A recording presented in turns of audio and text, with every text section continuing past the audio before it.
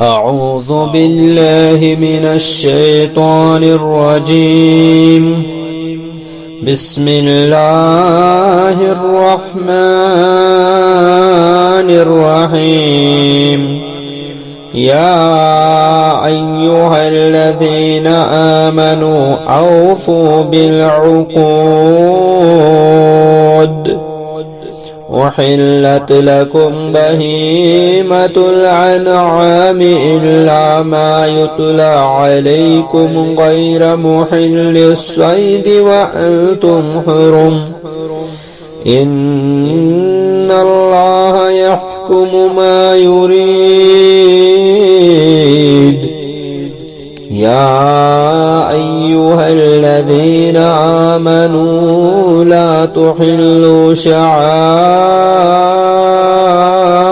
الله ولا الشهر الحرام ولا الهدي ولا القلائد ولا آمين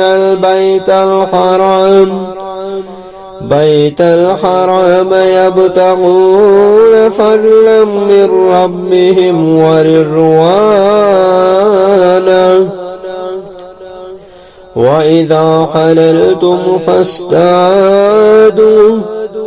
ولا يجرمنكم شنآن قوم أن صدوكم عن المسجد الحرام أن تعتدوا. وتعاونوا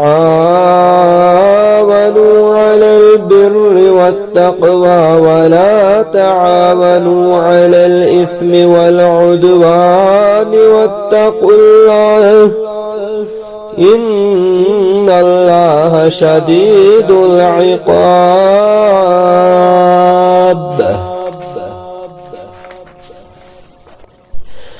حرمت عليكم الميتة والدم ولحم الخنزير وما أهل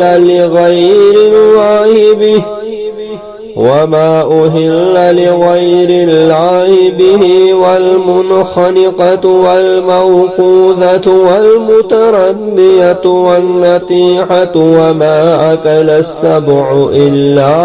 ما ذكيتم وما ذبح على النصب وأن تستقسموا بالأزلام ذلكم فسق.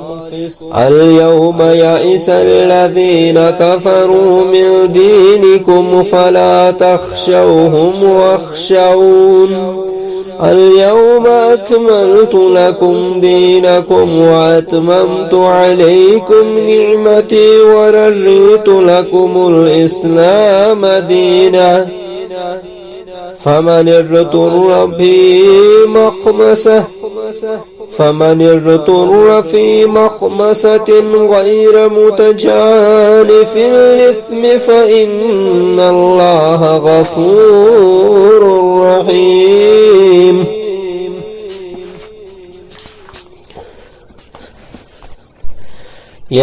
يسألونك ماذا أحل لهم قل أحل لكم الطيبات وما علمتم من الجوارح مكلبين تعلمونهن مما علمكم الله فكلوا مما أمسكن عليكم واذكروا اسم الله عليه واتقوا الله إن الله سريع الحساب. اليوم أحل لكم الطيبات وطعام الذين أوتوا الكتاب حل لكم وطعامكم حل لهم والمحسنات من المؤمنات والمحسنات من الذين أوتوا الكتاب من الذين أوتوا الكتاب من قبلكم إذا آتيتموهن أجورهن محسنين غير مسافحين ولا متخذي أخدان ومن يكفر بالإيمان فقد حبط عمله وهو في الآخرة من الخاسرين. اللہ کے نام سے شروع جو نہایت مہربان بہت رحم کرنے والا ہے. اے لوگو جو ایمان لائے ہو معاہدے پورے کیا کرو. تمہارے لیے چوپائے مویشی حلال کیے گئے ہیں سوائے ان کے جن کے نام تمہیں پڑھ کر سنا دیے جائیں گے. جب تم احرام کی حالت میں ہو تو شکار کو حلال نہ جانو. بے شک اللہ جو چاہتا ہے فیصلہ کرتا ہے. اے لوگو جو ایمان لائے ہو اللہ کی نشانیوں کی بے حرمتی نہ کرو اور نہ حرمت والے مہینوں کی، نہ حرم میں قربان ہونے والے اور نہ پٹے پہنائے جانوروں کی اور نہ بیت الحرام کا قصد کرنے والوں کی. وہ اپنے رب کا فضل اور اس کی رضا تلاش کرتے ہیں. اور جب تم احرام کھول دو تو شکار کر سکتے ہو اور کسی قوم کی دشمنی تمہیں اس لیے ان پر زیادتی کرنے پر آمادہ نہ کرے کہ انہوں نے تمہیں مسجد حرام سے روک دیا تھا. اور تم نیکی اور پرہیزگاری کے کاموں میں ایک دوسرے کی مدد کرو اور گناہ اور زیادتی کے کاموں میں ایک دوسرے کی مدد نہ کرو. اور اللہ سے ڈرو بے شک اللہ سخت سزا دینے والا ہے. تمہارے لیے حرام کیے گئے ہیں مردہ جانور، خون، سور کا گوشت اور وہ جانور جس پر اللہ کے سوا کسی اور کا نام پکارا جائے، اور گلا گھٹنے سے مر جانے والا، چوٹ لگ کر مر جانے والا، اوپر سے گر کر مر جانے والا، کسی کا سینگ لگ کر مرنے والا، اور وہ جانور بھی جسے درندہ کھا جائیں سوائے اس کے جسے تم ذبح کر لو، اور وہ جانور جو آستانوں پر ذبح کیا جائے، اور یہ کہ تم پھال کے تیروں سے قسمت معلوم کرو. یہ سب گناہ کے کام ہیں. آج وہ لوگ نا امید ہو گئے جنہوں نے تمہارے دین کا انکار کیا،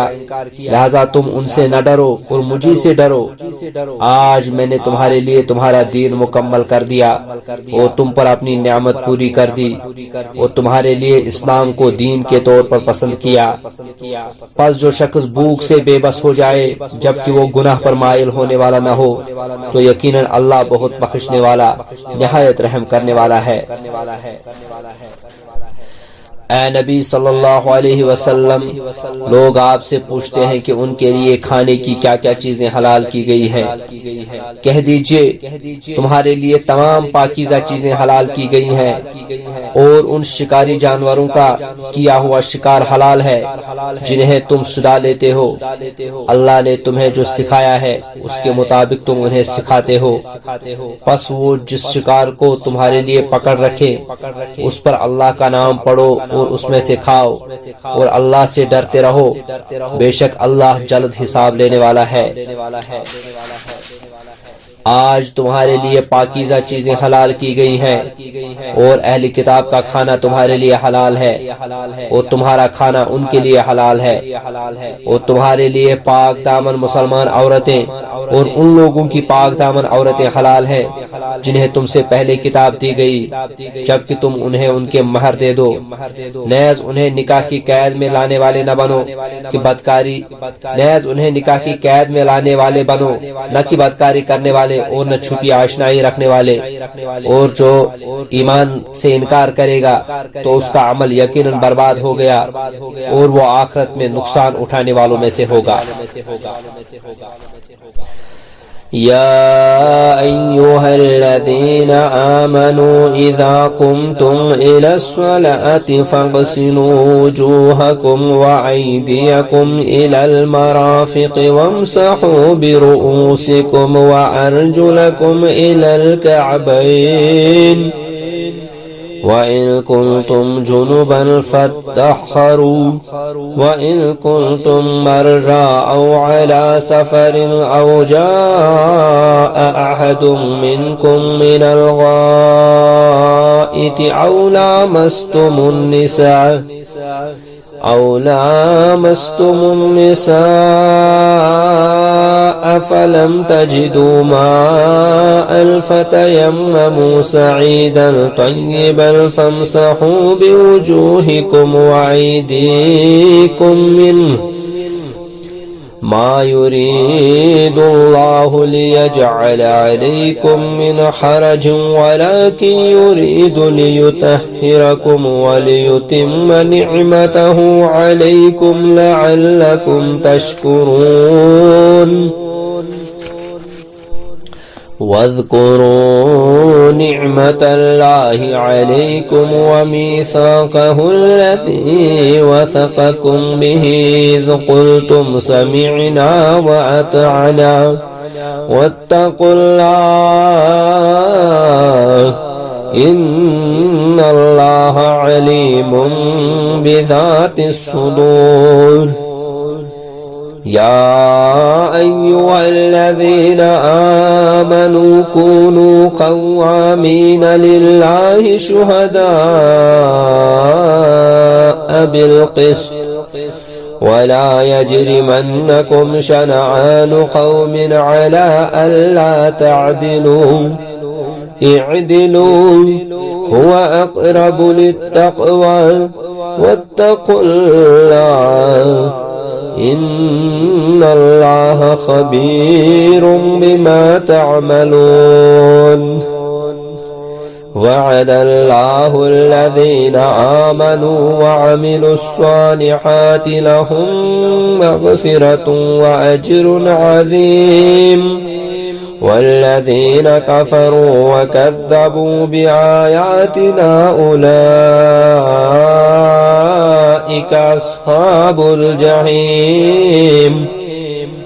يا أيها الذين آمنوا اذكروا نعمة الله عليكم إذ هم قوم أن يبسطوا إليكم أيديهم فكف أيديهم عنكم واتقوا الله وعلى الله فليتوكل المؤمنون اے لوگو جو ایمان لائے ہو جب تم نماز کے لیے کھڑے اٹھو تو اپنے چہروں اور کوہنیوں تک اپنے ہاتھ دھو لو اور اپنے سروں کا مسح کر لو اور اپنے پاؤں ٹخنوں تک دھو لو اور اگر تم جنابت کی حالت میں ہو تو غسل کر لو اور اگر تم بیمار ہو یا سفر کی حالت میں ہو یا تم میں سے کوئی قضائے حاجت سے فارغ ہو کر آیا ہو یا تم نے عورتوں سے ہم بستری کی ہو پھر تم پانی نہ پاؤ تو پاک مٹی سے تیمم کر لو بس اسے اپنے چہرے اور ہاتھوں پر مل لو اللہ نہیں چاہتا کہ تمہیں تنگی میں ڈالے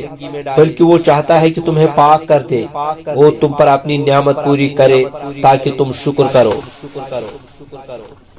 اور تم پر اللہ کی جو نعمت ہوئی اسے یاد رکھو اور وہ عہد بھی یاد رکھو جو اس نے تم سے معاہدہ کیا جب تم نے کہا ہم نے سنا اور اطاعت کی اور اللہ سے ڈرو بے شک اللہ سینوں کے راز خوب جانتا ہے اے لوگو جو ایمان لائے ہو تم اللہ کے لیے حق پر قائم رہنے والے اور انصاف کی گواہی دینے والے بنو اور کسی قوم کی دشمنی تمہیں اس بات پر آمادہ نہ کرے کہ تم عدل نہ کرو عدل کرو یہی بات تقوی کے زیادہ قریب ہے اور اللہ سے ڈرو بے شک تم جو عمل کرتے ہو اللہ اسے خوب آگاہ ہے اللہ نے ان لوگوں سے وعدہ کیا جو ایمان لائے اور انہوں نے نیک عمل کیے ان کے لیے بخشش اور بہت بڑا اجر ہے اور جن لوگوں نے کفر کیا اور ہماری آیتوں کو جھٹلایا وہی لوگ دوزخی ہیں اے لوگوں جو ایمان لائے ہو اللہ نے تم پر جو نعمت نازل کی وہ یاد کرو جب ایک قوم نے ارادہ کیا تھا کہ تمہاری طرف اپنے ہاتھ بڑھائے تو اللہ نے انہیں تم پر ہاتھ ڈالنے سے روک دیا اور اللہ سے ڈرو اور ایمان والوں کو چاہیے کہ اللہ ہی پر بھروسہ کرے وَلَقَدْ أَخَذَ اللَّهُ مِيثَاقَ بَنِي إِسْرَائِيلَ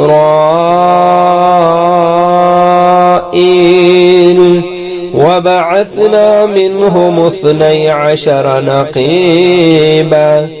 وقال الله إني معكم لئن أقمتم الصلاة وآتيتم الزكاة وآمنتم برسلي وعزرتموهم وأقرضتم الله قرضا حسنا لأكفرن عنكم سيئاتكم ولأدخلنكم جنات تجري من تحتها الأنهار فمن كفر بعد ذلك منكم فقد ضل سواء السبيل فبما نقضهم ميثاقهم لعناهم وجعلنا قلوبهم قاسية يحرفون الكلم عن مواضعه ونسوا حظا مما ذكروا به ولا تزال تطلع على خائنة منهم إلا قليلا منهم فاعف عنهم واصفح إن الله يحب المحسنين ومن الذين قالوا إنا نصارى أخذنا ميثاقهم فنسوا حظا مما ذكروا به فأغرينا بينهم العداوة والبغضاء إلى يوم القيامة وسوف ينبئهم الله بما كانوا يصنعون يا أهل الكتاب قد جاءكم رسولنا يبين لكم كثيرا مما كنتم تخفون من الكتاب ويعفو عن كثير قد جاءكم من الله نور وكتاب مبين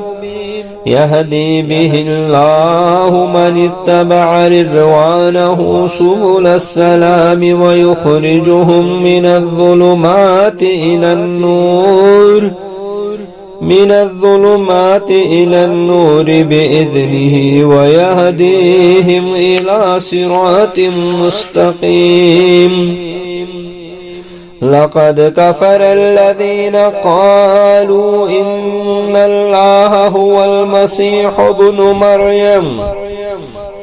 فمن يملك من الله شيئا إن أراد أن يهلك المسيح ابن مريم وأمه ومن في الأرض جميعا ولله ملك السماوات والأرض وما بينهما يخلق ما يشاء والله على كل شيء قدير وقالت اليهود والنصارى نحن أبناء الله وأحباؤه قل فلم يعذبكم بذنوبكم بل أنتم بشر ممن خلق يغفر لمن يشاء ويعذب من يشاء ولله ملك السماوات والأرض وما بينهما وإليه المصير يا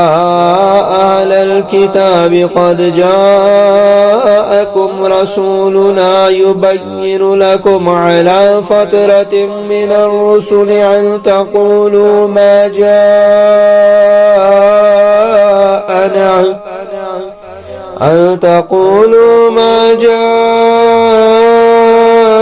جاءنا من بشير ولا نذير فقد جاءكم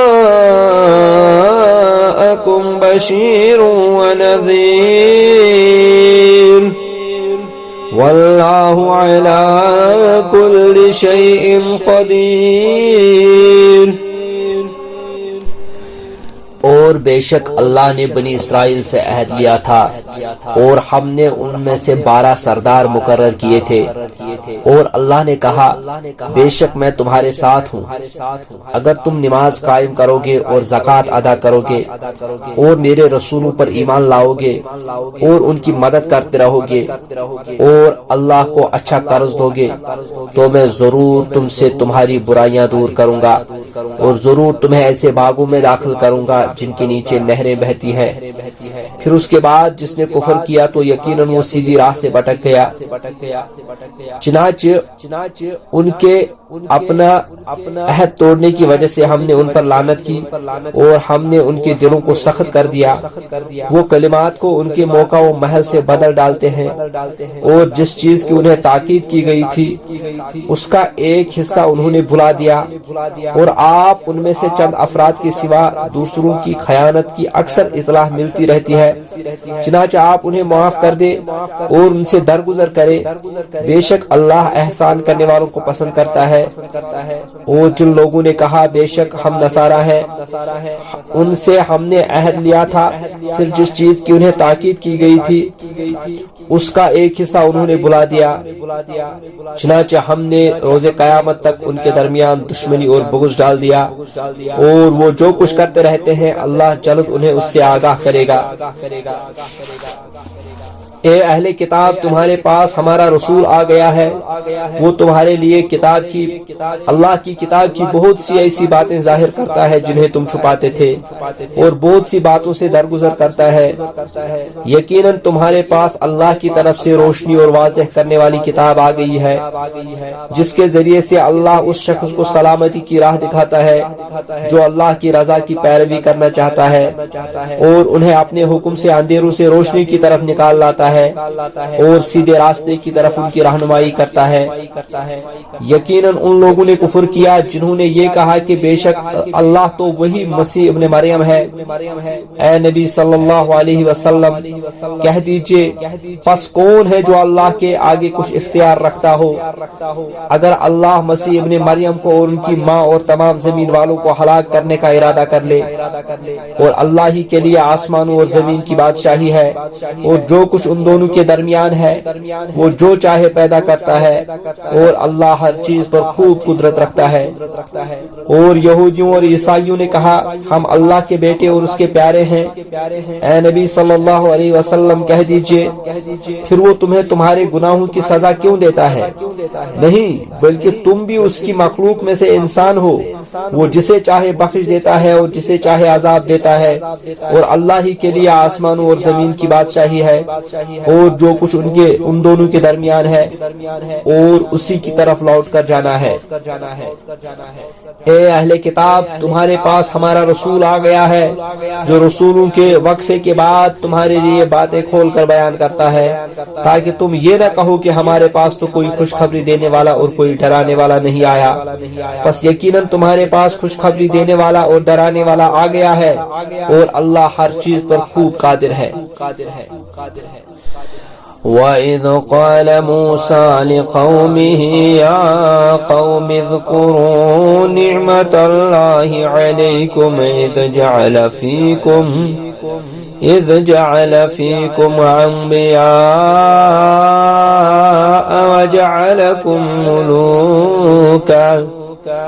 وَآتَاكُمْ مَا لَمْ يُؤْتِ أَحَدٍ مِّنَ الْعَالَمِينَ. يا قوم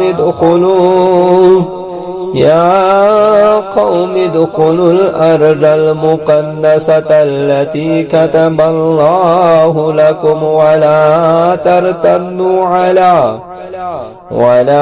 ترتدوا على أدباركم فتنقلبوا خاسرين. قالوا يا موسى إن فيها قوما جبارين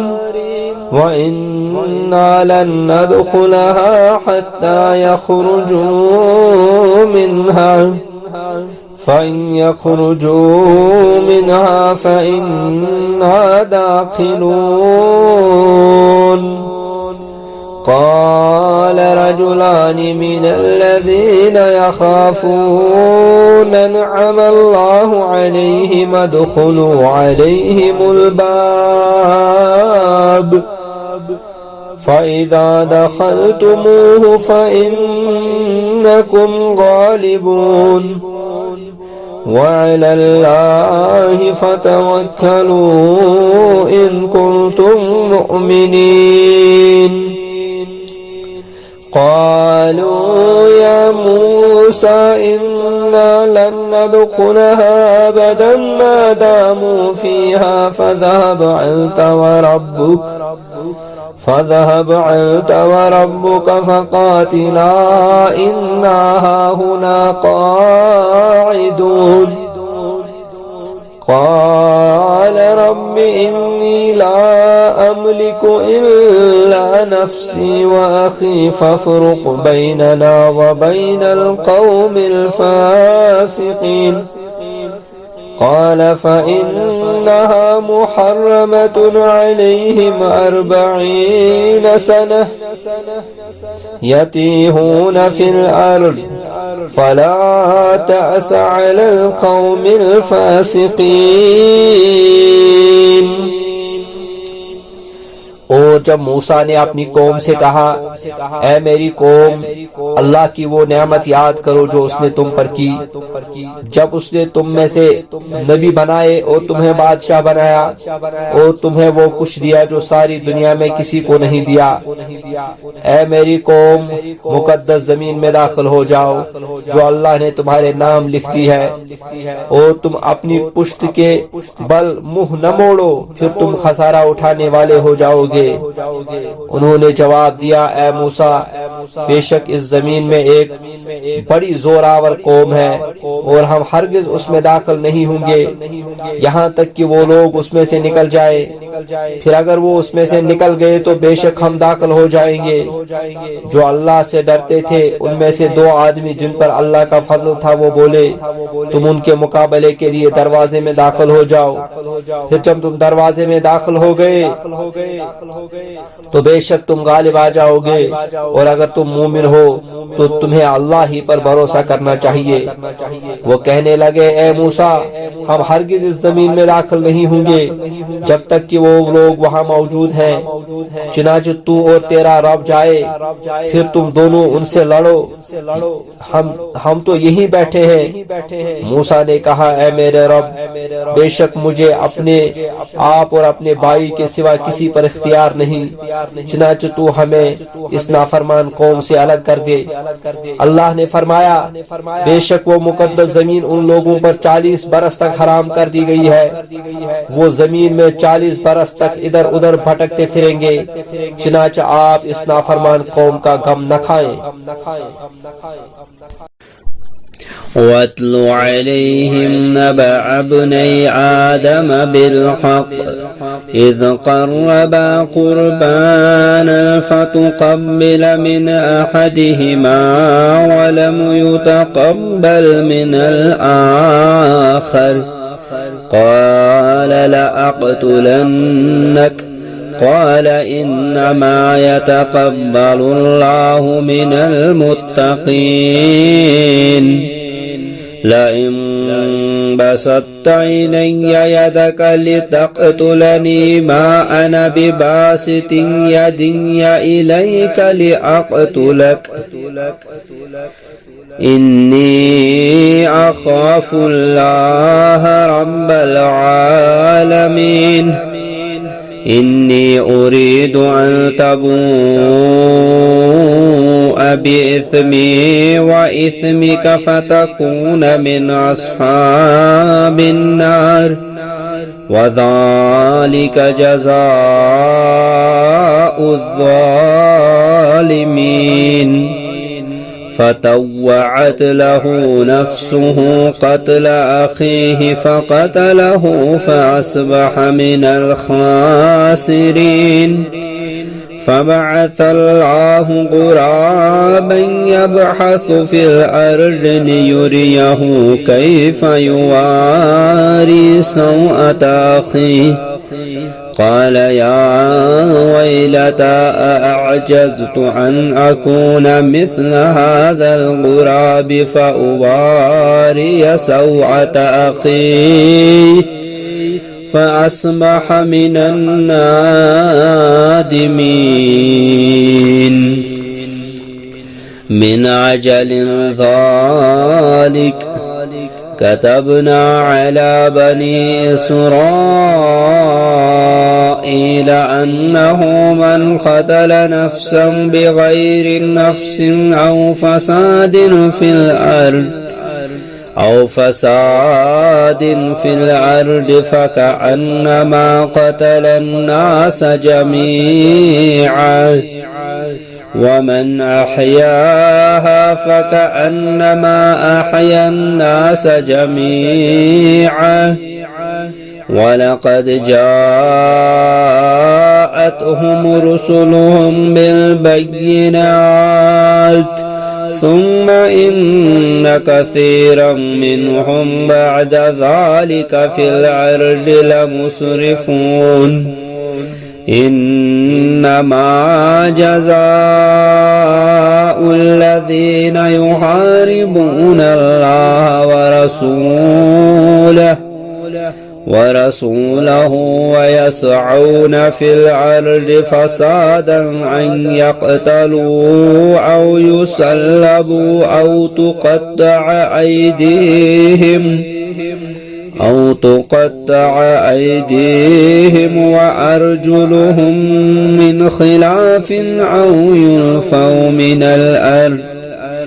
ذلك لهم خزي في الدنيا ولهم في الآخرة عذاب عظيم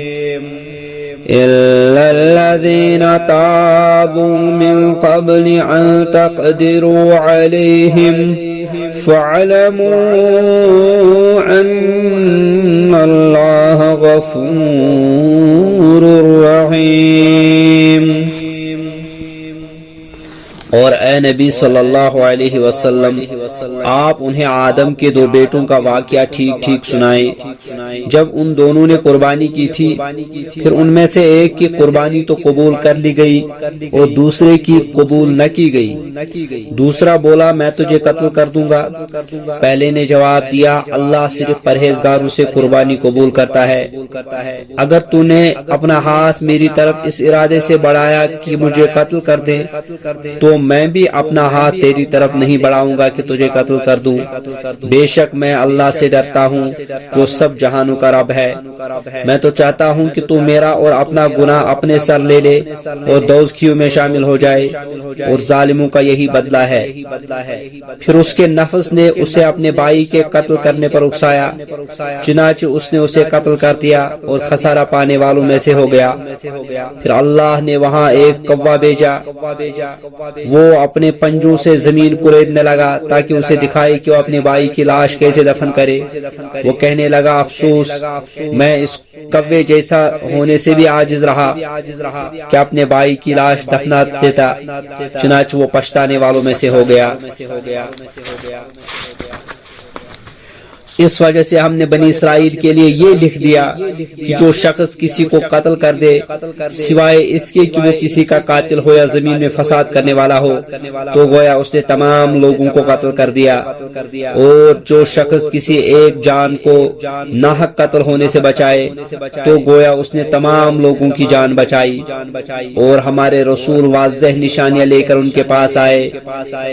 फिर बेशक उसके बाद उनमें से बहुत से लोग जमीन में हद से निकल जाने वाले हैं। जो लोग अल्लाह और उसके रसूल से जंग करते हैं और जमीन में फसाद के लिए भागदौड़ करते हैं, उनकी सजा तो सिर्फ ये है कि उन्हें कत्ल किया जाए या सूली दे दी जाए, या उनके हाथ और पांव मुखालिफ जानिब से काट दिए जाएं, या उन्हें जला वतन कर दिया जाए। ये दुनिया में उनके लिए जिल्लत है और आखिरत में उनके लिए बहुत बड़ा अजाब है, सिवाय उन लोगों के जो उससे पहले कि तुम उन पर काबू पाओ तौबा कर ले। बस तुम जान लो कि बेशक अल्लाह बहुत बख्शने वाला, बड़ा रहम करने वाला है। या अय्युहल्लज़ीना आमनु इत्तक़ुल्लाह वब्तगू इलैहिल वसीलता वजाहिदू फी सबीलिही लअल्लकुम तुफ्लिहून। इन्नल्लज़ीना कफ़रू लौ अन्न लहुम मा फिल अर्दि जमीअन व मिस्लहु मअहु लियफ्तदू बिही मिन अज़ाब यौमिल क़ियामति मा तुक़ब्बिल मिनहुम व लहुम अज़ाबुन अलीम। युरीदून अन यख़रुजू मिनन नारि वमा हुम बिख़ारिजीन मिन्हा वलहुम अज़ाबुन मुक़ीम। वस्सारिक़ु वस्सारिक़तु फ़क़्तअू अयदियहुमा जज़ाअन बिमा कसबा नकालन मिनल्लाह वल्लाहु अज़ीज़ुन हकीम। फमन ताब मिन बअदि ज़ुल्मिही व अस्लह फ़इन्नल्लाह यतूबु अलैहि इन्नल्लाह गफ़ूरुर रहीम। अलम तअलम अन्नल्लाह लहू मुल्कुस समावाति वल अर्ज़ युअज़्ज़िबु मन यशाअ व यग़फ़िरु लिमन यशाअ वल्लाहु अला कुल्लि शैइन क़दीर। या अय्युहर रसूल ला यहज़ुनक अल्लज़ीना युसारिऊन फिल कुफ्रि मिनल्लज़ीना क़ालू आमन्ना बिअफ़वाहिहिम वलम तु'मिन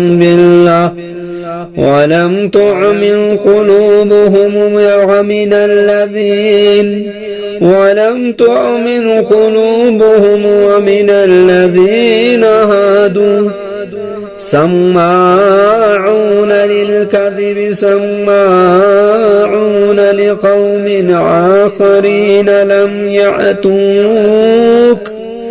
يحرفون الكلم من بعد مواضعه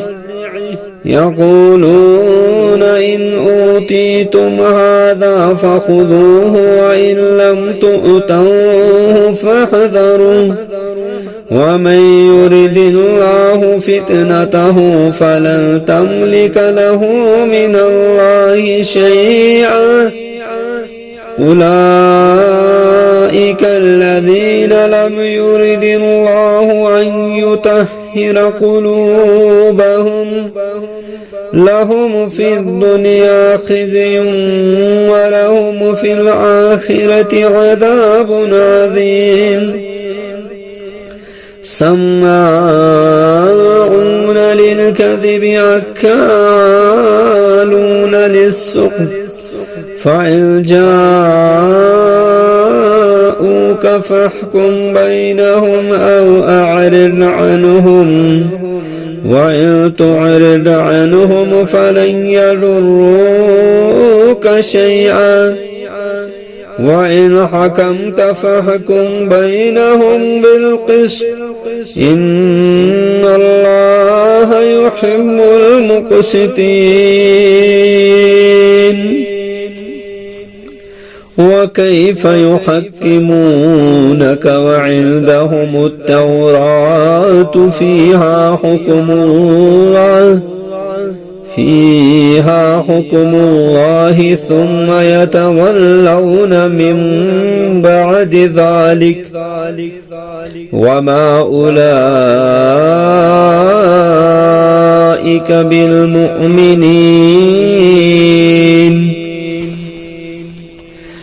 اے لوگو جو ایمان لائے ہو، اللہ سے ڈرو اور اس کا قرب تلاش کرو اور اس کے راستے میں جہاد کرو تاکہ تم فلاح پاؤ۔ بے شک جن لوگوں نے کفر کیا اگر ان کے پاس وہ سب کچھ ہو جو ساری زمین میں ہے اور اس کے برابر اور بھی ہو تاکہ وہ قیامت کے دن عذاب سے بچنے کے لیے فدیے میں دے دیں تو بھی وہ ان سے قبول نہیں کیا جائے گا اور ان کے لیے بہت دردناک عذاب ہے۔ وہ آگ سے نکلنا چاہیں گے مگر وہ اس میں سے نہیں نکل سکیں گے اور ان کے لیے ہمیشہ رہنے والا عذاب ہے۔ اور تم چوری کرنے والے مرد اور چوری کرنے والی عورت کا ہاتھ کاٹ دیا کرو، یہ اللہ کی طرف سے اس گناہ کی عبرتناک سزا ہے جو انہوں نے کیا، اور اللہ غالب خوب حکمت والا ہے۔ پھر جو شخص اپنے گناہ کے بعد توبہ کر لے اور اپنی اصلاح کر لے تو بے شک اللہ اس کی توبہ قبول کر لیتا ہے، بے شک اللہ بہت بخشنے والا بہت رحم کرنے والا ہے۔ کیا تمہیں علم نہیں کہ آسمانوں اور زمین کی بادشاہی اللہ ہی کے لیے ہے؟ وہ جسے چاہتا ہے عذاب دیتا ہے اور جسے چاہتا ہے بخش دیتا ہے، اور اللہ ہر چیز پر خوب قدرت رکھنے والا ہے۔ اے رسول آپ ان لوگوں کا غم نہ کھائیں جو کفر میں جلدی کرتے ہیں، ان لوگوں میں سے کچھ تو وہ ہیں جو اپنے منہ سے یہ کہتے ہیں کہ ہم ایمان لائے حالانکہ ان کے دل ایمان نہیں لاتے، اور کچھ ان لوگوں میں سے وہ ہیں جو یہودی ہوئے، وہ جھوٹی باتیں سننے کے عادی ہیں اور دوسری قوم کی جاسوسی کرنے والے ہیں۔ جو بھی اطاعت کے لیے آپ کے پاس نہیں آئی وہ کلمات کا موقع و محل ثابت ہونے کے بعد اسے بدل دیتے ہیں۔ وہ کہتے ہیں اگر تمہیں یہ حکم دیا جائے تو قبول کر لو اور اگر یہ حکم نہ دیا جائے تو ان سے الگ تھلگ ہو جاؤ، اور جسے اللہ فتنے میں ڈالنا چاہے تو آپ اللہ کی طرف اس کے بارے میں قطعاً کچھ اختیار نہیں رکھتے۔ وہی لوگ ہیں جن کے بارے میں اللہ نے نہیں چاہا کہ ان کے دلوں کو پاک کرے، ان کے لیے دنیا میں رسوائی ہے اور آخرت میں ان کے لیے بہت بڑا عذاب ہے۔ وہ جھوٹی باتیں سننے کے عادی ہیں اور جی بھر کر حرام کھانے والے ہیں۔ پھر اگر وہ آپ کے پاس آئیں تو آپ کو اختیار ہے کہ ان کے درمیان فیصلہ کریں یا ان سے اعراض کریں، اور اگر آپ ان سے منہ موڑ لیں گے تو بھی وہ آپ کو قطعاً کوئی نقصان نہیں پہنچا سکیں گے، اور اگر آپ ان کے درمیان کوئی فیصلہ کریں تو انصاف کے ساتھ کریں، بے شک اللہ انصاف کرنے والوں کو پسند کرتا ہے۔ اور وہ کیسے آپ سے فیصلے کرواتے ہیں جبکہ ان کے پاس تورات موجود ہے جس میں اللہ کا حکم ہے، پھر وہ اس حکم سے منہ موڑتے ہیں اور وہ ایمان لانے والے نہیں۔ إنا أنزلنا التوراة فيها هدى ونور يحكم بها النبيون الذين أسلموا للذين هادوا والربانيون والأحبار بما استحفظوا من كتاب الله وكانوا عليه شهداء فلا تخشوا الناس واخشوني ولا تشتروا بآياتي ثمنا قليلا ومن لم يحكم بما أنزل الله فأولئك هم الكافرون وكتبنا عليهم فيها أن النفس بالنفس والعين بالعين والأنف بالأنف والأذن بالأذن والسن بالسن والجروح قصاص فمن تصدق به فهو كفارة له ومن لم يحكم بما أنزل الله فأولئك هم الظالمون وقفينا على آثارهم بعيسى ابن مريم مصدقا لما بين يديه من التوراة وآتيناه الإنجيل فيه هدى ونور ومصدقا لما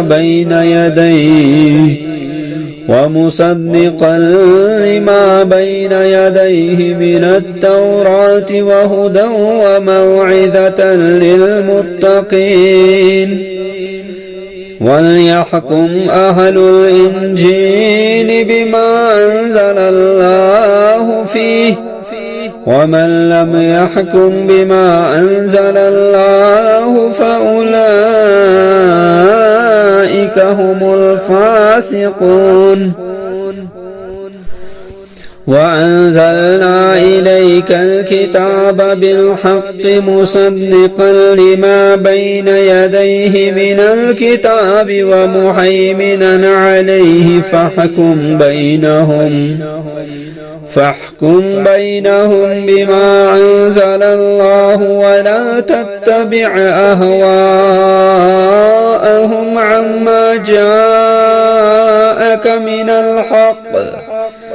لكل جعلنا منكم شرعة ومنهاجا ولو شاء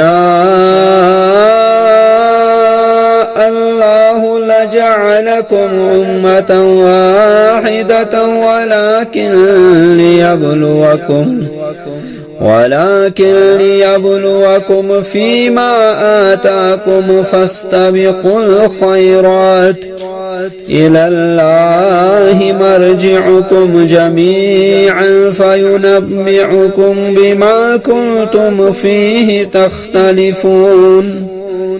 وأن يحكم بينهم بما أنزل الله ولا تتبع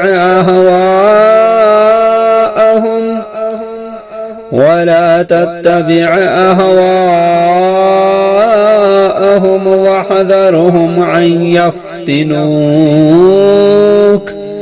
أن يفتنوك عن بعد ما أنزل الله إليك فإن تولوا فاعلم أنما يريد الله أن يصيبهم ببعض ذنوبهم وإن كثيرا من الناس لفاسقون أفحكم الجاهلية يبغون ومن أحسن من الله حكما لقوم يوقنون बेशक हमने तौरात नाजिल की, उसमें हिदायत और रोशनी है। अंबिया जो अल्लाह की इताअत करने वाले थे उसके मुताबिक यहूदियों के फैसले करते थे और अल्लाह वाले और उलमा फैसला करते थे, इसलिए कि वो अल्लाह की किताब के निगरान बनाए गए थे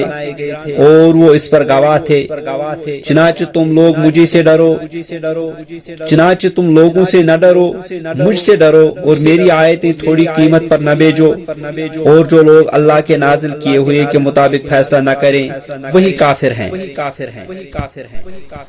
और हमने तौरात में उनके लिए लिख दिया था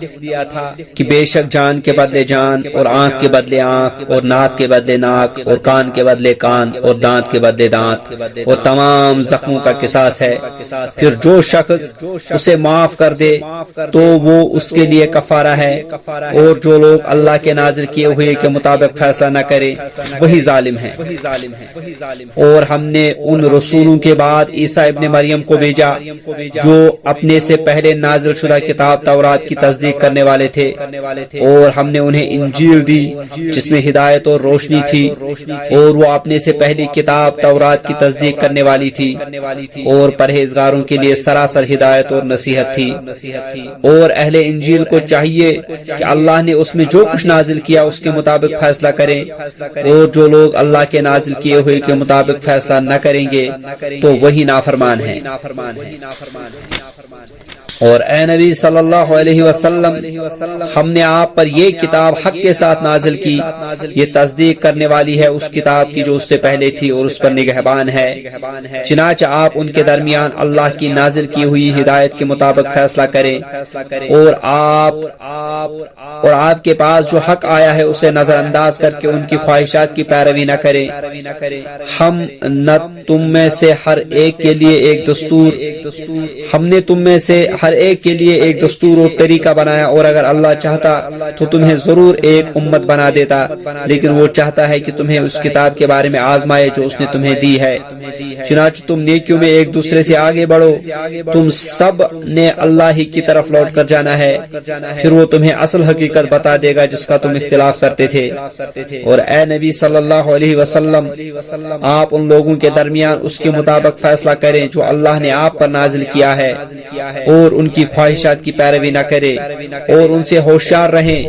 کہیں وہ آپ کو کسی ایسے حکم سے ادھر ادھر نہ کر دیں جو اللہ نے آپ پر نہیں اتارا، کہیں وہ آپ کو ایسے حکم میں ادھر ادھر نہ کرے جو اللہ نے آپ پر اتارا ہے، پھر اگر وہ اس سے منہ موڑ لے تو جان لے کہ اللہ کا فقط یہی ارادہ ہے کہ ان کے بعض گناہوں کی وجہ سے انہیں سزا دے، اور بے شک ان لوگوں میں سے اکثر نافرمان ہیں۔ پھر کیا وہ جاہلیت کا فیصلہ چاہتے ہیں؟ اور جو قوم اللہ پر یقین رکھتی ہے اس کے نزدیک اللہ سے بہتر فیصلہ کرنے والا کون ہے؟ يا أيها الذين آمنوا لا تتخذوا اليهود والنصارى أولياء بعضهم أولياء بعض ومن يتولهم منكم فإنه منهم إن الله لا يهدي القوم الظالمين فترى الذين في قلوبهم مرض يسارعون فيهم يقولون نخشى أن تصيبنا دائرة فعسى الله أن يأتي بالفتح أو أمر من عنده فيصبحوا على ما أسروا في أنفسهم نادمين ويقول الذين آمنوا أهؤلاء الذين أقسموا بالله جهد أيمانهم إنهم لمعكم حبطت أعمالهم فأصبحوا خاسرين يا أيها الذين آمنوا من يرتد منكم عن دينه فسوف يأتي الله بقوم يحبهم ويحبونه أذلة على المؤمنين أعزة على الكافرين يجاهدون في سبيل الله ولا يخافون لومة لائم ذلك فضل الله يؤتيه من يشاء والله واسع عليم إنما وليكم الله ورسوله والذين آمنوا الذين يقيمون الصلاة ويؤتون الزكاة وهم راكعون ومن يتولى الله ورسوله والذين آمنوا فإن حزب الله هم الغالبون۔ اے لوگو جو ایمان لائے ہو، یہودیوں اور عیسائیوں کو دوست نہ بناؤ، وہ آپس میں ایک دوسرے کے دوست ہیں، اور تم میں سے جو کوئی ان سے دوستی رکھے گا تو بے شک وہ انہی میں سے ہوگا۔ یقیناً اللہ ظالموں کو ہدایت نہیں دیتا۔ اے نبی صلی اللہ علیہ وسلم، پس آپ ان لوگوں کو دیکھتے ہیں جن کے دلوں میں منافقت کا روگ ہے، وہ دوڑ کر ان یہودیوں میں جاتے ہیں اور ان سے کہتے ہیں ہم ڈرتے ہیں کہ ہمیں کوئی مصیبت मुसीबत न पहुँचे। फिर करीब है कि अल्लाह तुम्हें फतह अता करे या अपनी तरफ से कोई और बात जाहिर करे, तो ये लोग अपनी मुनाफिकत पर पछताएंगे जिसे वो अपने दिलों में छुपाए हुए हैं। और उस वक्त वो लोग जो ईमान लाए कहेंगे, क्या यही वो लोग हैं जिन्होंने बड़ी शद्दोमत से अल्लाह की कस्में खाई थी और बेशक वो तुम्हारे साथ हैं। उनके अमल बर्बाद हो गए, चुनांचे वो खसारा उठाने वालों में से हो गए। ऐ लोगों जो ईमान लाए हो, तुम में से जो कोई अपने दीन से फिर जाए तो फिर अल्लाह जल्द ऐसे लोग लाएगा कि वो उनसे मोहब्बत करता होगा और वो उससे मोहब्बत करते होंगे। वो मोमिनों पर नरमी करने वाले होंगे और काफिरों पर सख्ती करने वाले। वो अल्लाह की राह में जहाद करेंगे और किसी मलामत करने वाले की मलामत से न डरेंगे। ये अल्लाह का फजल है, वो जिसे चाहता है अता करता है और अल्लाह बड़ी वुसअत वाला खूब जानने वाला है। तुम्हारे दोस्त तो सिर्फ अल्लाह और उसका रसूल और वो लोग हैं जो ईमान लाए, जो नमाज कायम करते हैं और ज़कात देते हैं और वो रुकू करने वाले हैं। और जो कोई अल्लाह से और उसके रसूल से दोस्ती रखता है और उन लोगों से दोस्ती रखता है जो ईमान लाए हैं, तो वो अल्लाह का गिरोह है और यकीनन अल्लाह का गिरोह ही गालिब आने वाला है। يا أيها الذين آمنوا لا تتخذوا الذين اتخذوا دينكم هزوا ولعبا من الذين أوتوا الكتاب من قبلكم والكفار أولياء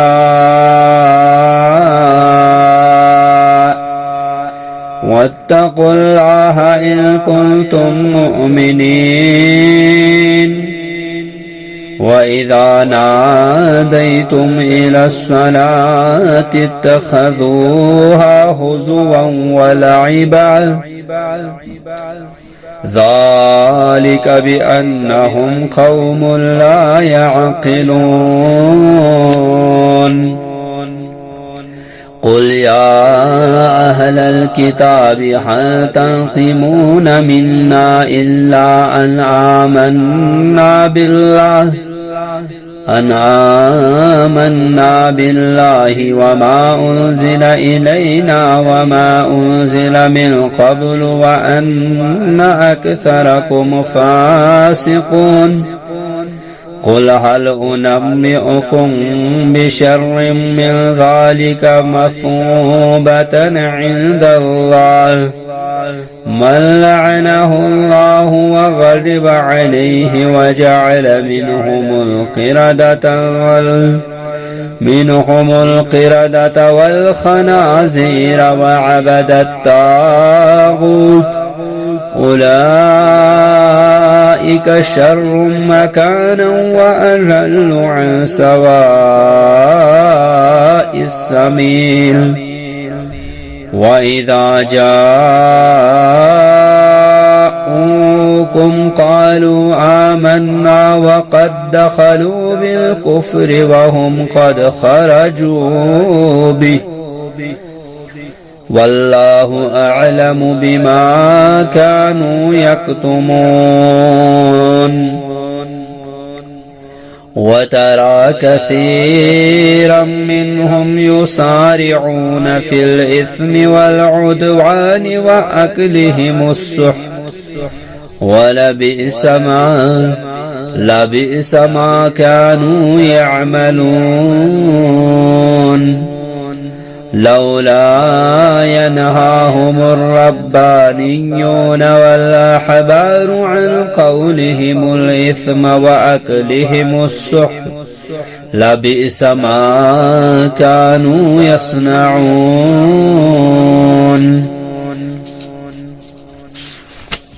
وقالت اليهود يد الله مغلولة غلت أيديهم ولعنوا بما قالوا بل يداه مبسوطتان ينفق كيف يشاء وليزيدن كثيرا منهم ما أنزل إليك من ربك طغيانا وكفرا وألقينا بينهم العداوة والبغضاء إلى يوم القيامة كلما أوقدوا نارا للحرب أطفأها الله ويسعون في الأرض فسادا والله لا يحب المفسدين ولو أن أهل الكتاب آمنوا واتقوا لكفرنا عنهم سيئاتهم ولأدخلناهم جنات النعيم ولو أنهم أقاموا التوراة والإنجيل وما أنزل إليهم من ربهم لأكلوا من فوقهم ومن تحت أرجلهم منهم أمة مقتصدة وكثير منهم ساء ما يعملون.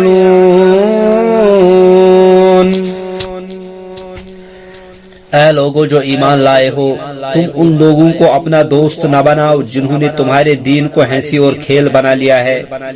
ان لوگوں میں سے جنہوں نے تم سے پہلے کتاب دی گئی تھی اور جو کافر ہیں، اور اللہ سے ڈرتے رہو اگر تم مومن ہو، اور جب تم انہیں نماز کی طرف بلاتے ہو تو وہ اسے ہنسی کھیل بنا لیتے ہیں۔ اس کی وجہ یہ ہے کہ بلا شبہ وہ لوگ عقل نہیں رکھتے۔ اے نبی صلی اللہ علیہ وسلم کہہ دیجئے، اے اہل کتاب، کیا تم ہم سے صرف اس وجہ سے ناراض ہوتے ہو کہ اللہ پر جو چیز ہماری طرف نازل کی گئی ہے ہم سے پہلے نازل کی گئی کتابوں پر ایمان رکھتے ہیں، اور بے شک تم میں سے اکثر نافرمان ہیں۔ اے نبی صلی اللہ علیہ وسلم کہہ دیجئے، کیا میں تمہیں نہ بتاؤں جو جزا کے اعتبار سے اللہ کے نزدیک اس سے بھی بدتر ہے؟ یہ وہ شخص ہے کہ اللہ نے اس پر لعنت کی اور اس پر اپنا غضب نازل کیا، اور ان میں سے بعض کو بندر اور سور بنا دیا، اور اس شخص نے شیطان کی بندگی کی، وہی لوگ بدتر درجے ہیں اور سیدھی راہ سے وہ سب سے زیادہ گمراہ ہیں۔ اور جب وہ اللہ کے پاس آتے ہیں تو کہتے ہیں کہ ہم ایمان لے آئے، اور جب وہ تمہارے پاس آتے ہیں تو کہتے ہیں کہ ہم ایمان لائے، اور ان کا حال یہ ہے کہ وہ کفر کے ساتھ ہی داخل ہوئے تھے اور اسی کے ساتھ نکل گئے، اور اللہ اس چیز کو خوب جانتا ہے جسے وہ چھپاتے ہیں۔ اور آپ ان میں سے بہتوں کو دیکھتے ہیں کہ وہ گناہ اور زیادتی اور حرام کھانے میں جلدی کرتے ہیں، بہت برا ہے جو کچھ وہ کرتے ہیں۔ رب والے اور ان کے علماء انہیں گناہ کی بات کہنے اور حرام کھانے سے کیوں نہیں روکتے؟ بہت برا ہے جو کچھ وہ اپنے لیے تیار کر رہے ہیں۔ اور یہودیوں نے کہا اللہ کا ہاتھ بندھا ہوا ہے، بند گئے انہی کے ہاتھ اور لعنت پڑی ان پر ان کے اس قول، ان کی بکواس کی وجہ سے، بلکہ اللہ کے دونوں ہاتھ کھلے ہوئے ہیں، وہ جیسے چاہے خرچ کرتا ہے۔ حقیقت یہ ہے کہ یہ قرآن جو آپ کے رب کی طرف سے آپ پر نازل کیا گیا ہے، ان میں سے اکثر لوگوں کی سرکشی اور کفر میں ضرور اضافے کا باعث بنے گا، اور ہم نے قیامت کے دن تک ان کے درمیان دشمنی اور بغض ڈال دیا ہے۔ جب کبھی وہ لڑائی کی آگ بھڑکاتے ہیں تو اللہ اسے بجھا دیتا ہے، اور وہ زمین میں فساد کرنے کو دوڑتے ہیں، اور اللہ فساد کرنے والوں کو پسند نہیں کرتا۔ اور اگر اہل کتاب ایمان لے آئے اور پرہیزگاری اختیار کر لیں تو یقیناً ہم ان سے ان کی برائیاں دور کر دیں گے اور انہیں نعمت والے باغوں میں ضرور داخل کریں گے۔ اور اگر یقیناً وہ تورات اور انجیل اور اپنے رب کی طرف سے نازل کی گئی دوسری کتابوں کے احکام پر ٹھیک عمل کرتے تو وہ اپنے اوپر سے اور اپنے پاؤں کے نیچے سے وافر رزق کھاتے۔ ان میں سے ایک گروہ درمیانی راہ چلنے والا ہے، اور ان میں سے زیادہ تر لوگ جو کچھ کر رہے ہیں وہ برا ہے۔ يا أيها الرسول بلغ ما أنزل إليك من ربك وإن لم تفعل فما بلغت رسالته والله يعصمك من الناس إن الله لا يهدي القوم الكافرين. قل يا أهل الكتاب لستم على شيء حتى تقيموا التوراة والإنجيل وما أنزل إليكم من ربكم وليزيدن كثيرا منهم ما أنزل إليك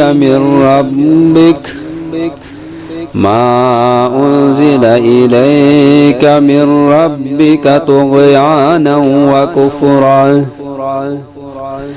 فلا تأس على القوم الكافرين. إن الذين آمنوا والذين هادوا والسابئون والنصارى من آمن بالله واليوم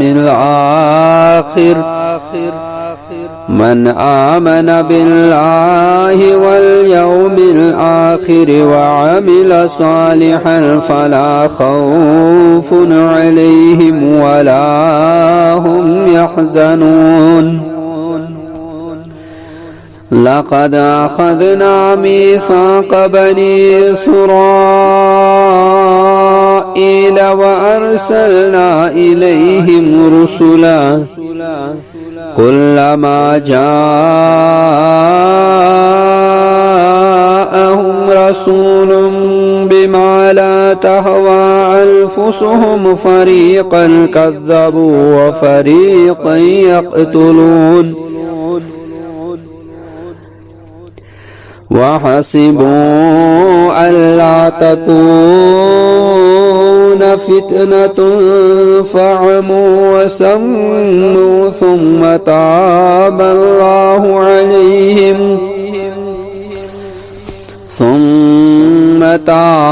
الله عليهم ثم عموا وسموا كثير منهم والله بصير بما يعملون. لقد كفر الذين قالوا إن الله هو المسيح ابن مريم وقال المسيح يا بني إسرائيل اعبدوا الله ربي وربكم إنه من يشرك بالله فقد حرم الله عليه الجنة ومأواه النار وما للظالمين من أنصار. لقد كفر الذين قالوا إن الله ثالث ثلاثة وما من إله إلا الله واحد وإن لم ينتهوا عما يقولون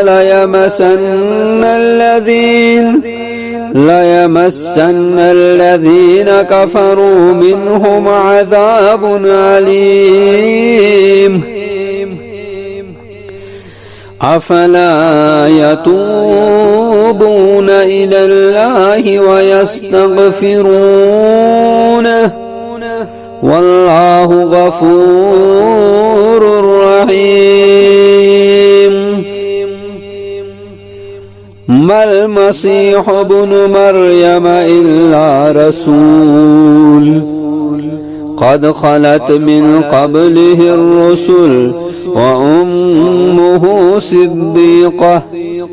كانا يأكلان الطعام انظر كيف نبين لهم الآيات ثم انظر أنا يؤفكون قل أتعبدون من دون الله ما لا يملك لكم ضرا ولا نفعا والله هو السميع العليم قل يا أهل الكتاب لا تغلوا في دينكم غير الحق ولا تتبعوا أهواء قوم قد ضلوا من قبل وأضلوا كثيرا وضلوا عن سواء السبيل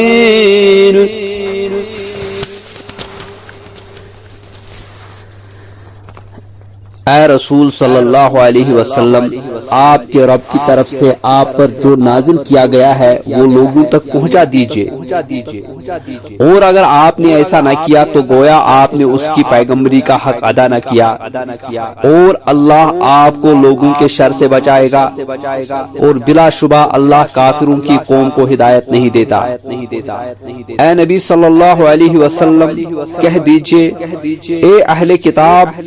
تم ہرگز اصل دین پر کاربند نہیں ہو سکتے